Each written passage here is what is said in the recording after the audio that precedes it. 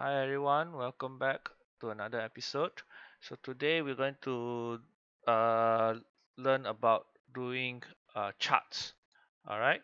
So charts are also a key feature of the Excel, okay, because it's easier to analyze and identify trends and so on through charts rather than through rows and rows of database, right? So okay, given here, all right, is again the same thing. Okay, so we can highlight just the averages.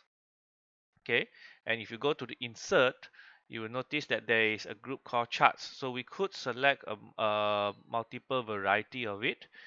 You could select the 2D pie, so you can have it here.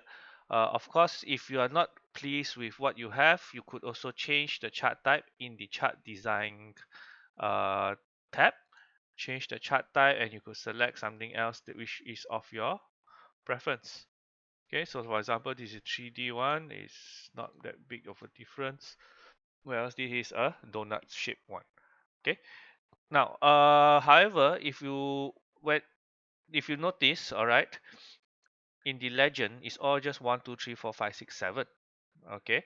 So if you want to include names there, okay, ideally you would need to go to select data. Okay, and then in the horizontal category, you could select all of this, and you notice that now we have all the legends correctly labeled. Okay, we could also go to the column one. Okay, let us select all of these. Again, insert. Now this is also a commonly used one. Wait, should be this one. Column charts.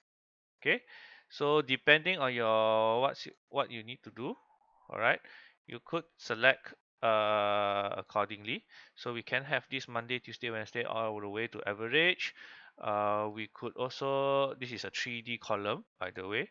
We could use a clustered column so you could see individually and compare as well.